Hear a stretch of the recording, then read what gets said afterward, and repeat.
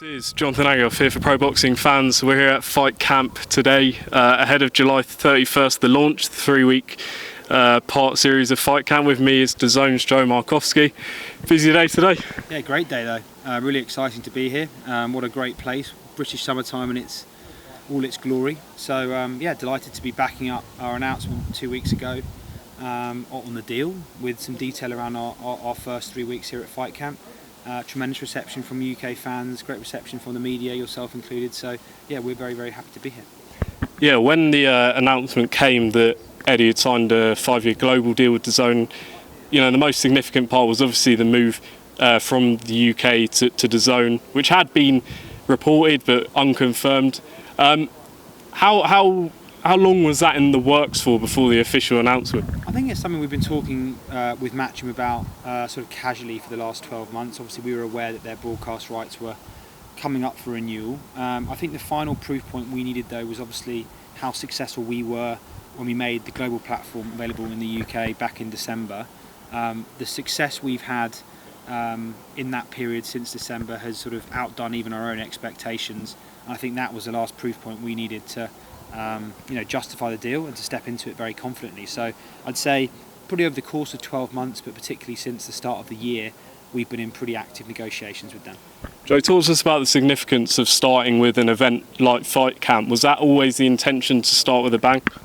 Yeah, absolutely. The brief to Frank and Eddie at Matchroom was we can't go around making these promises about being a game-changing sports platform or changing the game in boxing without delivering on that immediately. And I think we obviously stood in front of the branding here, but over 3 weeks, I think both headline fights that are really interesting and genuinely competitive, and also stacked cards top to bottom. So a sign of things to come, I think, and a very strong start to our relationship in the UK and Ireland with Matchroom. Eddie said numerous times that DAZN fit his vision of what he wants to do over the course of the next few years, 5 years. From your perspective, why does DAZN fit that vision for Eddie and Matchroom? I think we have a shared vision about a few things, namely the growth opportunity that boxing has over the next 5 years. I think boxing sometimes is its own worst enemy. It gets in its own way. If you look at what's happened with Joshua and Fury, that shouldn't happen. A sport shouldn't allow that to happen. Big fights, big moments should be made. And I think our vision, first of all, is to deliver for fans the fights they want to see. We also have a view that boxing has tremendous growth opportunity globally for a number of reasons: pay-per-view, bad matchmaking, delayed matchmaking, a random collection of broadcasters involved in the sport has served to dilute and diminish the number of people watching boxing. As a result, we've got a tremendous opportunity over the next 5 years to go and grow that. And we're doing a number of different things in different countries of the world to do that. You saw us immediately back up the announcement 2 weeks ago with an announcement last week about our launch in Mexico with Canelo Alvarez, the biggest star in the sport, and Eddie Reynoso, arguably in the conversation for the greatest of all time in trainers, to launch that in that market. Something we're very, very excited about, as I say, representative, I think, of something we'll do more and more in different parts of the world. In terms of over the course of the last year, especially since you've launched in the UK, how have you seen DAZN progress? And was, you know, from what I've seen on social media, it felt like the Canelo Alvarez, Billy Joe Saunders was the moment where DAZN really established themselves. Is that a fair comment? Well, I've been with the business since day one, over 5 years. I think our boxing business in the UK, the Canelo Billy Joe Saunders fight was probably a bit of a coming out party. A huge audience at 5 a.m. It was an antisocial start time, let's be honest, for the UK fans, but it did a huge number, an equivalent number to what it would have done on a established 25, 30-year-old broadcast network in the UK. So our ability to promote with Matchroom, our ability to be efficient in our marketing and to reach audiences is massive, and it's something that we are very, very proud of, and something we're committed to growing. The business itself has been growing internationally for some time, so I wouldn't say it was DAZN's coming out party. And in terms of our boxing business here in the UK, it was a statement of intent and a sign of things to come. In terms of the price point, $199, how long realistically can that remain the same? Well, look, we're committing to it through Fight Camp. That's tremendous value. We've obviously served that to fight fans since December the 1st when we launched in the UK. You cannot argue as a fan that's not been unbelievable value. So look, we're looking at it. I think We will make a change at some point. When we do, though, having looked at some of the speculation on the price point we'll move to over the last couple of weeks on social media, we're going to come in below that speculation. It's going to be a commitment to the principles on which this business was founded, which include a accessible, affordable price point. And I think fans will be very positively surprised when we make that announcement in due course. In terms of the US model for TV networks, people often complain here with pay-per-views and things like that. How well have you been received in the US, considering you don't have that, extensive pay-per-view model? Well, generally very, very well. There are a few nutcases who seem to say we'd prefer this fight to be on pay-per-view, which I've never really understood, because the cost of pay-per-views in the US are extremely high. Look at the next 12 weeks, 10 weeks in US boxing. You've got 5 or 6 pay-per-views in that period, on top of the cost of having your sports network package in your home. You're talking about collectively over the next 3 months, probably north of $800-900 to be a boxing fan in the US and watch everything.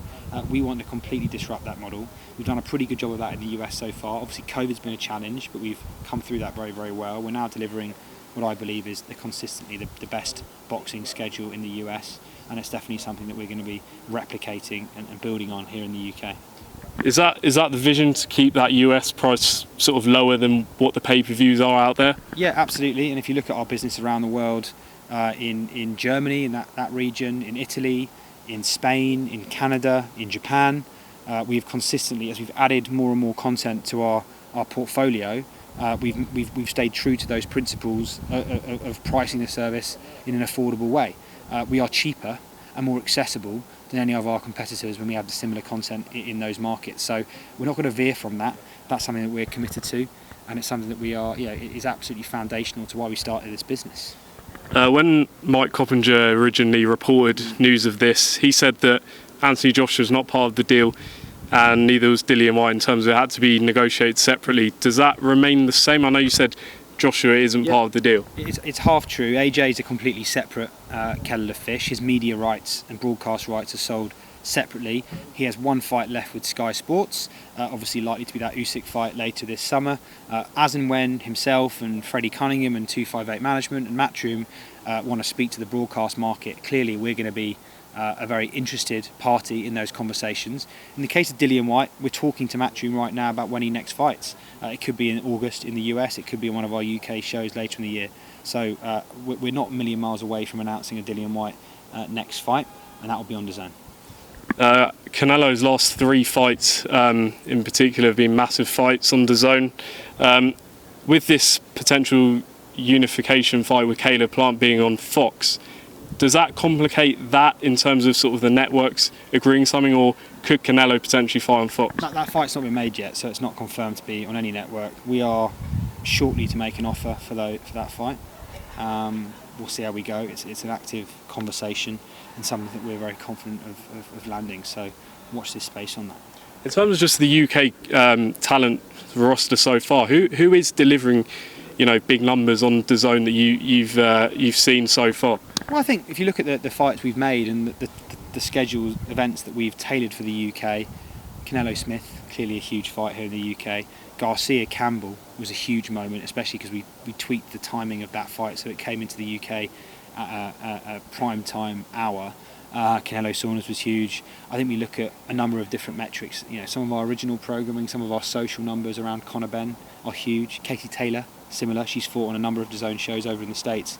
So there's a number of fights, and that's sort of testament to the depth and the breadth of the Matchroom UK stable. They've got a cast of characters, all of whom deliver value. Some acquisition value, new subscribers. Some maintain audiences, and some are obviously coming through. I think there's a whole load of opportunities that roster presents to us that we are very, very excited about getting into. What's the what's the overall goal for DAZN in boxing? Is it to have complete control in the UK and US, or just completely global? I think we see boxing as a great vehicle to help our business grow internationally, and we think Matchroom are tremendous partners in making that happen. I think there's a huge opportunity to build a global business around boxing and to have events happening every week in all different corners of the world. That's what I want to do, and that's what our business wants to do. And I think if we do that, that'll be a good thing for the sport of boxing. It will be better organised, and it will allow the sport of boxing to be, delivering more and more value to its fans and not have delayed fights, mismatches, under-promoted fights.